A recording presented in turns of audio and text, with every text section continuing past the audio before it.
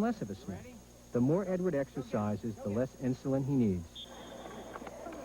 Whenever there's a problem, a little computer goes off in his head that says, it's time to check my blood sugar. Edward can do everything everyone else does. What he does not do is use diabetes as a crutch.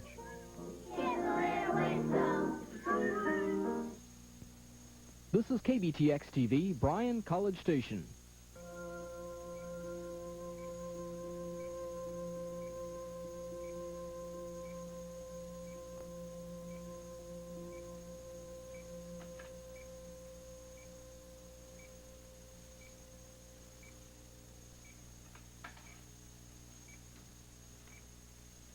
McCandless. McCandless. Mr. Morgan, please. Get him in here. Mr. Morgan, please. We've just gone through 8 hours of surgery. The nurse, what's going on in here? Forget her. What about me?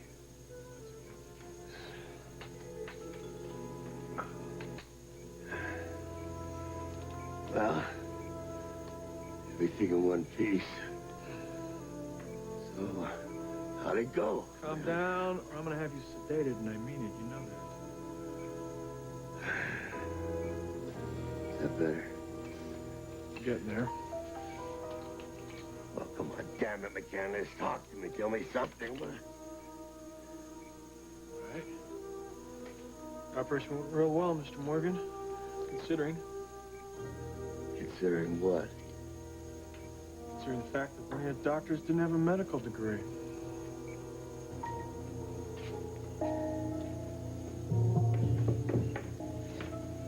You expect me to believe this was just an unfortunate accident? You believe whatever you want. I will. Why'd you follow him in here? I didn't follow him. I chased him. He'd gotten into the OR, tried to report an operation, due in the patient. You have no idea how? We've got a pretty good idea about that, Chilton. We found a Dr. Ramirez in the scrub room closet. He'd been chloroformed. Looks like this guy took his place. Well, you saw him leaving and stopped him. Found a syringe on him, right? Hardly a lethal weapon, Mr. Diamond. Agreed. But a knife is. When he attacked the other man that was restraining him. Marshal Devane. He ran. I followed. He came in here and there was a struggle? He fell into that circuit board. Right. The unfortunate accident. Unfortunate only because we can't identify him or who sent it. Stay out of it, Diamond. That's our job. Are you finished? For now. Diamond. I meant what I said. You got any ideas about finding out who this guy was? You come to me here. I don't want you handling anything on your own. Been talking to Stafford? Let's just say I want to find out who this guy was. Good. That makes two of us.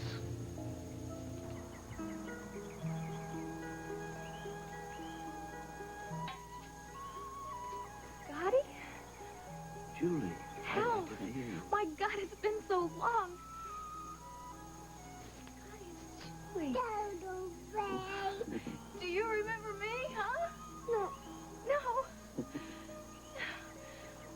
Oh, my gosh, he's grown so much. Yes, it has. No. Oh, Hal, I want to hold him. Can I hold him just for a little while, huh? Please. He's been a bit cranky. Oh, come here. Come here. Whoa. Whoa. Oh, I have missed you so much. Yes, I am. I have missed you so very much.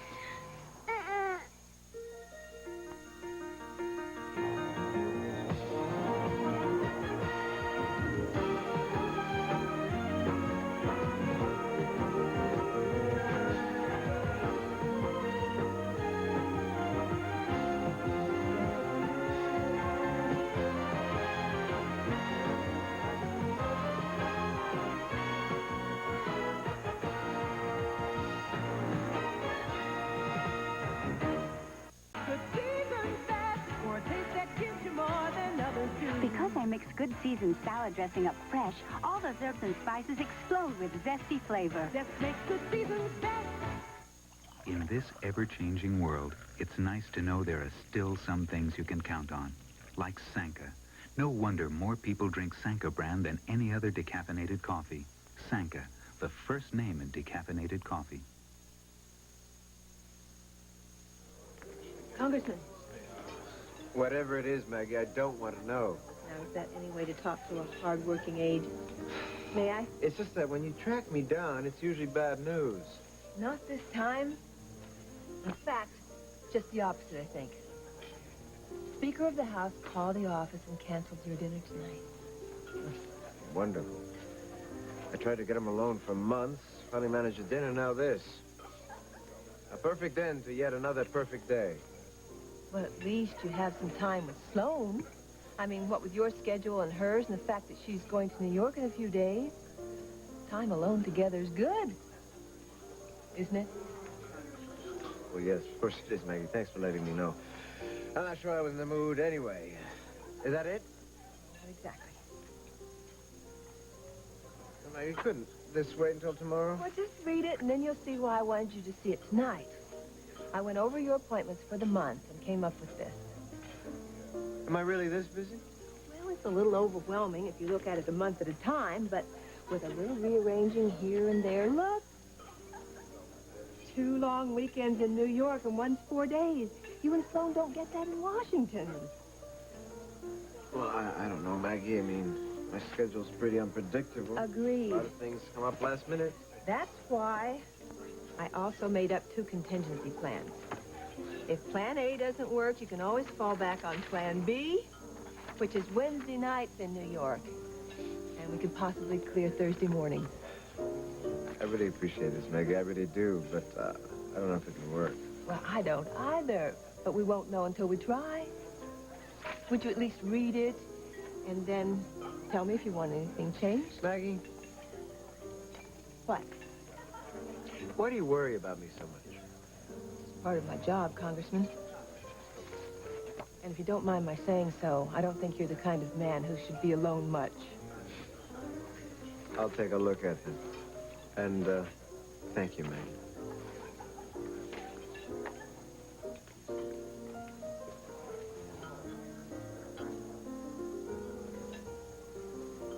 Sloan came back to Washington today. She took the network offer, but she's not starting until next week. And you have to be with her, of course. Kelly, I have no choice.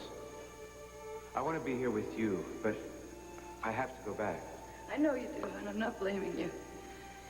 It's just started happening a little sooner than I thought. But it won't be for long. I mean, she has to go back to New York starting next week. Then we'll spend every night together. Will we? Yes. Yeah, unless you have a meeting or a late session in Congress or a dinner with the Vice President. Kelly, what are you saying? I want to be with you more than anything in the world. What I'm saying is the truth, though, isn't it? I mean, you have an incredibly complicated life in Washington. You have responsibilities to a career and to a wife, and I'm being realistic here. This is not going to be easy, is it?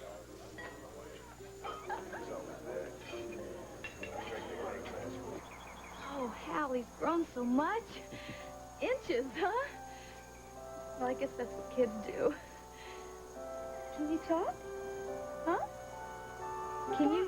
Oh, you can. Can you say, hi, Julie? Can you say that? I can't believe how much he's changed.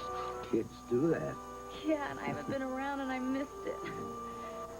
Oh, you've missed it too, haven't you, Hal? Yes, it's been quite some time since I've seen the little fella. Mm-hmm. Well, how did he get here? And when? And is he going to stay? And I know your daughter's in Texas and everything, but... Julie, I've had sort of a hard day. I'm sorry. I'm just so happy to see him. One question at a time, okay? Is Gretchen here visiting you? Not exactly. No, she hasn't been to the hospital today, no. But she's here in town? I want to meet her. Can you tell her that? Julie, I don't know whether she'll be coming back or not. As a matter of fact, she's leaving for home this evening. She sent Scotty in here today with a friend. But I've got to meet her. Will you help me, won't you? I just want to see her. I just want to tell her how much Scotty means to me and how much I've missed him. I mean, maybe if she understands that, she'd be willing to send me some pictures. Or at least write. You do understand, don't you, Hal? Scotty means so much to me. I just want to be a part of his life, even if it's by mail. I'm sorry, Julie. I can't do that. Why not? Now, I don't want you to think that I'm being hard on you, but when Scotty was sent back to his mother, everyone agreed that it should be a clean break. And I must tell you that I think that that is the only way for all of you. Tyler agreed to that. Not me. But he was only doing the best for you, Julie. He loves you very much, and he didn't want you to get hurt. And you would be hurt if you kept in contact with Scotty's mother. Can't you understand that?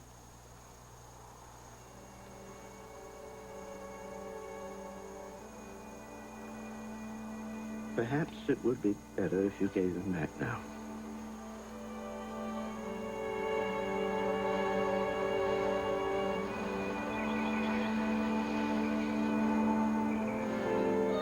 Goodbye, Scott. Miss you so much here.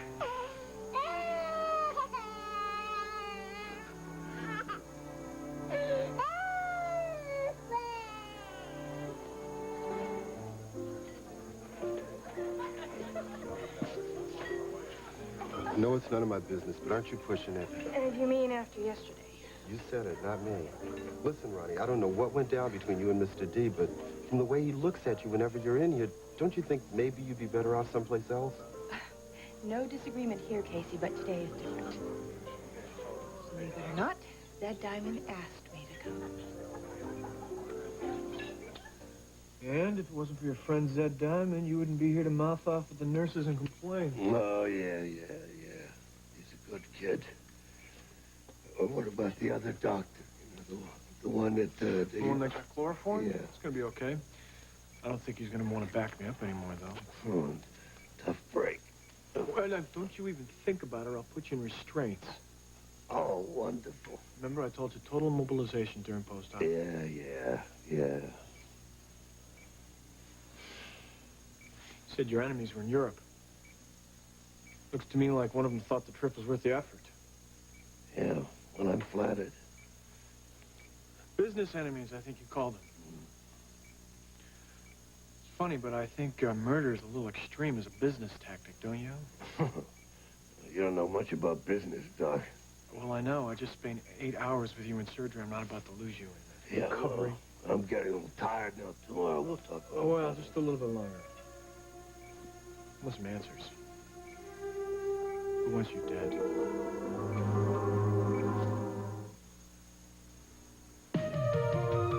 Come down to the Hallmark store today.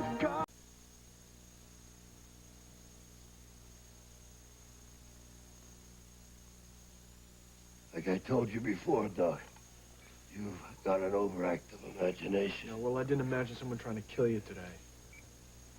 Come on, Morgan, would you give me a straight answer for once? Okay, straight.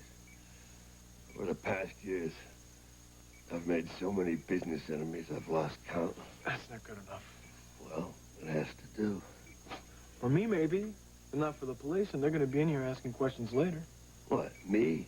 Sick man like me? Yeah, and you better come up with better answers for them than you're giving me. Now, the truth, all right? It is the truth. All of it? Well, it's enough. Okay, all right. The past few years, I have made problems for some rich and powerful men. But no one problem serious enough for murder. Obviously, one of them thinks different. Yeah, well, they must think I'm someone else. Like I said, Mr. D never explained a word, but I'd have to be blind not to see the dagger looks he gives you. Like the one you're getting now. Check the reservations. Got it.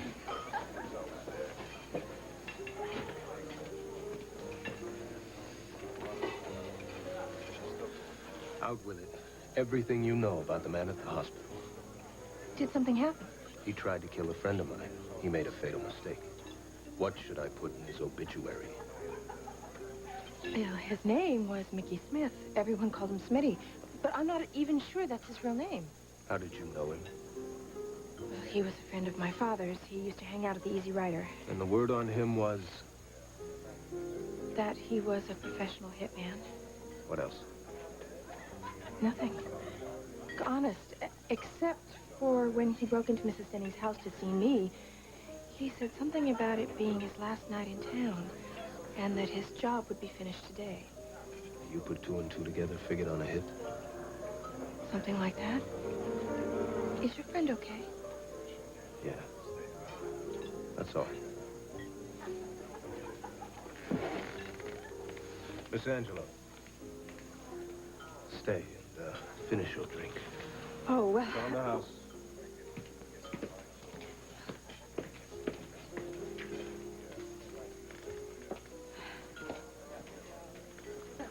Trey, I know I should have warned you, but I wanted this to be a surprise.